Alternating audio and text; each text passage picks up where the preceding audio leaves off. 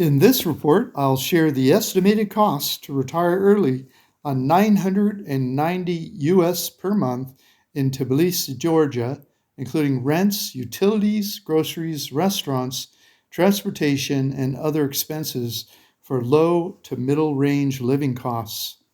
After completing our retirement research in Istanbul, Turkey, we decided it wasn't warm enough to visit the Mediterranean beaches in Turkey.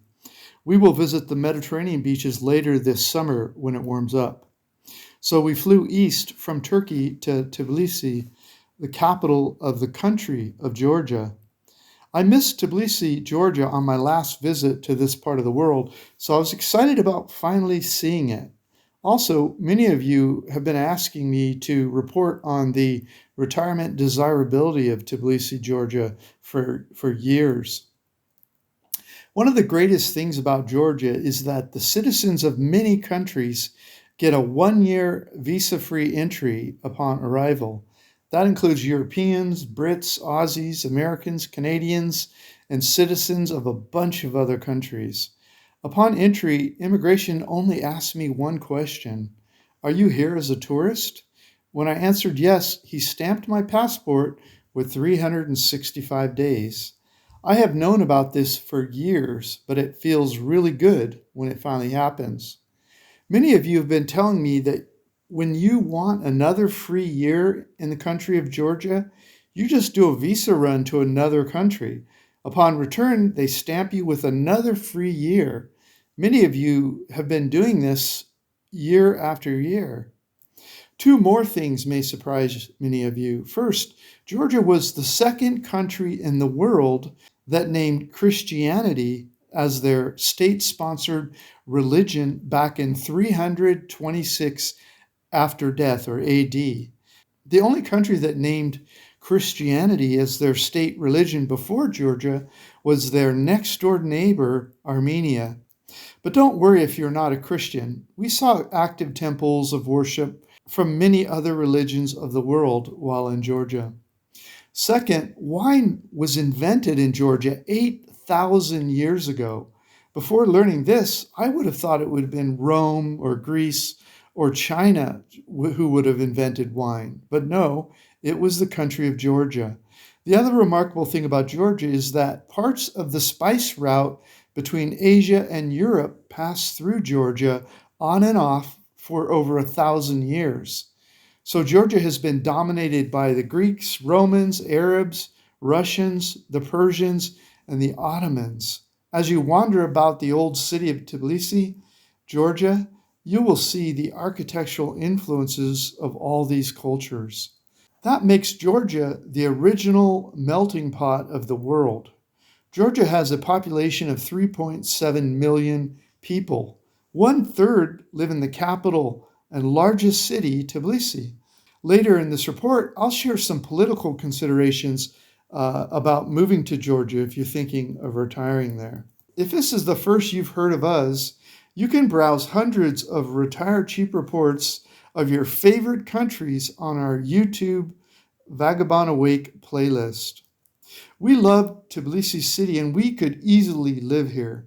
As I show you more videos of Tbilisi, I will share my retirement desirability factors such as visa, medical, walkability, internet, food, weather, things to do, social considerations, expat community, real estate, and my overall retirement desirability score.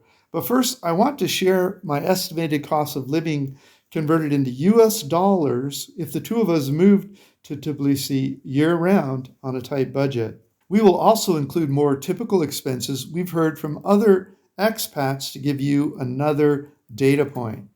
Okay, estimated cost to retire in Tbilisi, Georgia. Rents. I found this furnished studio apartment for $350 per month, a short distance from a few different bus stops with buses running all over Tbilisi. If you rent for a shorter period of time, like on Airbnb, it would be much more expensive. If you rent a larger flat with more space, it could easily be 2 or 3 times as much per month. So for the middle range expenses, I would estimate $800 per month on up, depending on the area and size that you pick. Here is the process we use to find great apartments. So we'll show you a table of all these expenses in a moment. We'll use $350 per month for our lower rent estimate and $800 per month for the middle cost of living estimate for expats who want more space. Okay, utilities. We estimate the year-round average for our utilities would be $70 per month. The utilities would cost more for the larger space, starting at around $100 per month.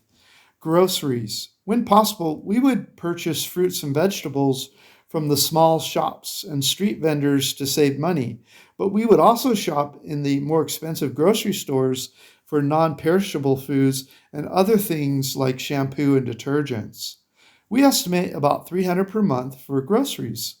Other expats are likely to shop more often in expensive grocery stores and less often in the local stores, so they would spend more like $400 per month on groceries. Okay, restaurants. We would eat out twice per week, mostly in more local-style restaurants, averaging about $6 to $10 per meal per person, and 1 or 2 splurges per month in restaurants that are more like $12 per meal per person. If you add all that up, we would spend around $200 per month for the two of us.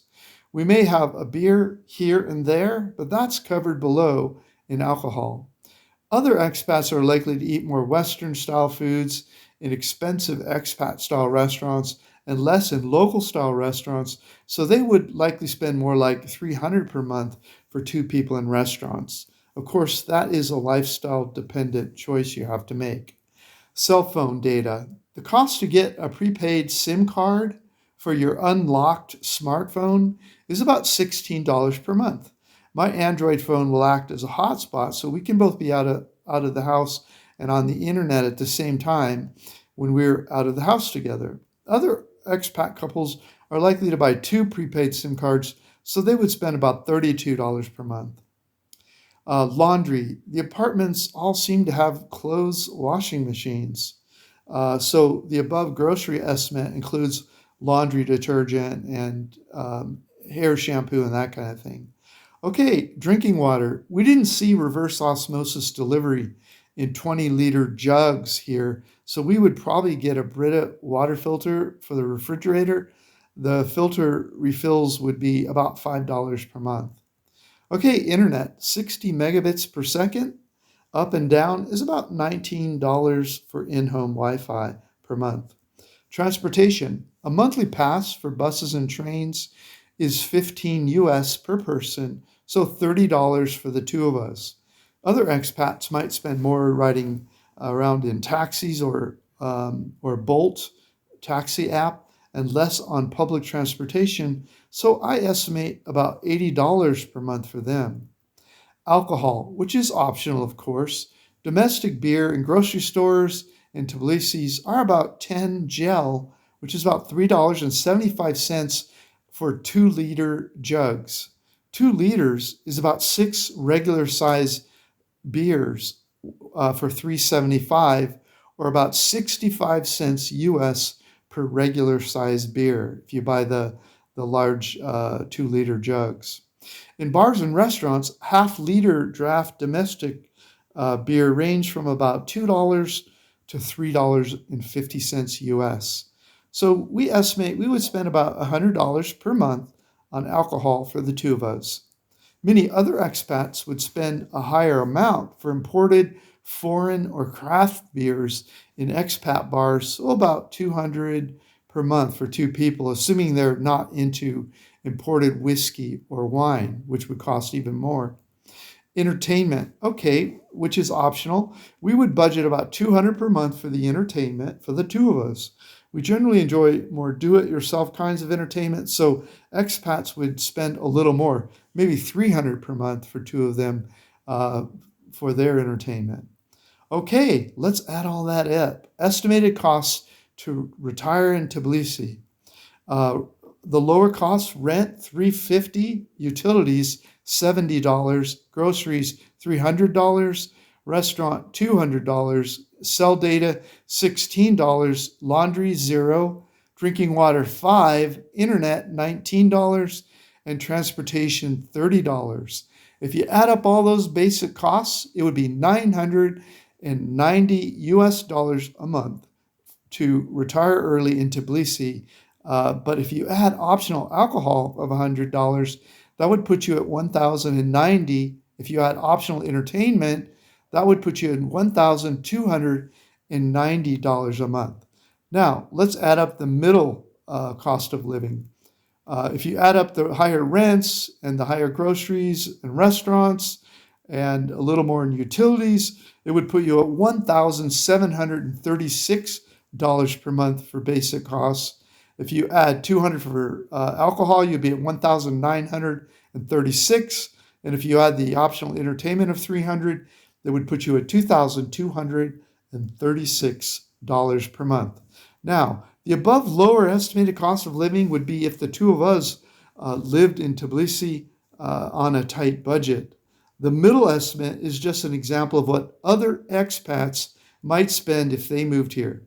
To understand what it costs you to live here, you must put your feet on the ground, see what you would choose to rent, how you would choose to eat, and how you would entertain yourself, and add it all up. It doesn't matter what anyone else spends because we are all different. Okay, Tbilisi, Georgia, livability factors. Before you move anywhere outside your home country, make sure to create a list of things that you must have for your happy retirement. Here are my livability factors, and I will rank each as high, medium, or low before assigning an overall retirement desirability score for Tbilisi. Okay, walkability, I would say high. Unless it's raining, we would walk everywhere in Tbilisi within a couple kilometers. When we wanted to go further, we would just hop on a public transportation bus or train or subway. To find out how to use public transportation, just go to Google Maps, type where you want to go, and then select the public transportation icon at the top. It looks like a little bus. Google will tell you where to go catch the bus or train and when to get off. The prices are reasonable, and you don't have to worry about where to park when you arrive. And there's a link here to Tbilisi public transportation information for your convenience. Okay, internet, I would say high. The Wi-Fi in our Airbnb was 29 megabits per second down and 26 up. Good enough for us to do Zoom calls, upload YouTube videos, and watch Netflix. We were also able to use our cell phones as hotspots without paying anything extra when we were out of the house. Okay, food. I would say high. There are foods from all over the world here in Tbilisi, but not as much East Asian food as you'll see in other parts of Europe or the UK. However, the prices can seem a little high as compared to Asia, so do your research to find your budget. You will find small family-owned restaurants serving local Georgian dishes in neighborhoods outside the tourist area with dishes from about $5 to $7 US per meal. If we lived here, we would have a tendency to cook more than we would in other parts of the world in order to keep our total food budget within reason. Okay, weather, I would say medium. If you like seasons but are not a big fan of snow, then I would probably rate Tbilisi high. Daily highs average from 46 Fahrenheit, which is 8 Celsius in the cold time of year, January, up to about 91 Fahrenheit or 33 Celsius in August. Nightly lows average from 32 Fahrenheit or 0 Celsius in January to 70 Fahrenheit or 21 Celsius in August. It rains about 5 days of every month in Tbilisi except April, May, and June, when it rains 7, 10, and 9 days per month, respectively. Okay, things to do, I would say high. Tbilisi is the capital of Georgia, and as such, there's much going on here, such as exploring beautiful parks, museums, live music, people watching, cultural tours, coffee shops, shopping malls, and walking aimlessly for hours around this beautiful city. It is also fun to just jump on a bus without a plan and see where it goes in the city. They all turn around and come back eventually, so you can explore without fear. If you would like to learn how I fired my boss and traveled the world for 16 years and how I pay for things, grab a free copy of my ebook. There are beautiful decaying buildings everywhere that you can tell were once magnificent specimens of another time. They were not kept up during the Soviet era because there wasn't enough money. So something about them remains almost magical still, even as they're crumbling. Okay, social considerations. English is spoken widely in Tbilisi. Estimates are that around 80% of the people living in Tbilisi speak at least some English. The people are very friendly and helpful here. Many Russians escaped to Georgia when Putin attacked Ukraine. Many of them speak some English also, and none of them told me they are in favor of Putin's aggression in Ukraine. That is why they are here. The increased demand for housing here has increased the cost of living, but hopefully the war will end soon and things will start to get back to normal. As a foreigner here, I don't believe you will face any additional challenges because you are a foreigner. Okay, safety considerations. Tbilisi has a relatively low crime rate as compared to other European and American cities. Be careful of petty crime in crowded areas such as pickpocketing. Nothing valuable should be in an unsecured pocket, front or back. I checked the U.S. State Department webpage, and they do not have any heightened level of risk for Tbilisi. They have it as exercise normal precautions in Georgia. Okay, expat community. You'll hear languages from all over the world as you wander around Tbilisi. About 15% of the people living in Georgia are foreigners or expats. Here are a few Facebook pages that cater explicitly to English-speaking expats living in Tbilisi. There's 3 of them. These online expat communities are great for learning all about things that expats want to learn when they first move overseas. But do check each before asking any questions. You will often find that someone has answered your question recently, so don't waste their time by asking it again before reading the questions. That way, they will be willing to answer any new questions you have that have not been answered yet. Okay, medical. The healthcare system in Georgia is not generally considered as good as in Europe.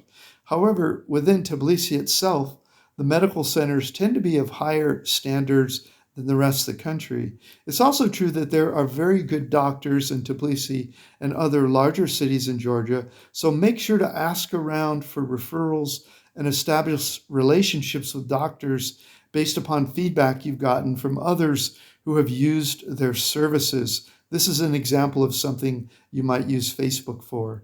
In a general sense, you're looking for young doctors trained in more Western standards during the post-Soviet era of medicine. You're likely to be surprised how little medical care costs as compared to other countries like the USA. Okay, tourist visa. Citizens of many countries are given 365 days visa-free entry when they arrive in Georgia. The expats we met there just do a visa run once a year to get another 365 days. The only thing immigration asked me upon entry was, "Are you here for tourism?" I said yes, and they stamped me with 365 days. It was the same story for Chung when she entered. I am an American, she's Malaysian.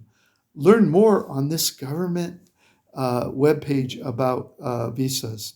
Okay, real estate. Foreigners can take title to real property in Georgia in fee simple in their own name. However, I do not recommend buying real estate in a foreign country until you've lived there for an extended period of time and made sure that you love it.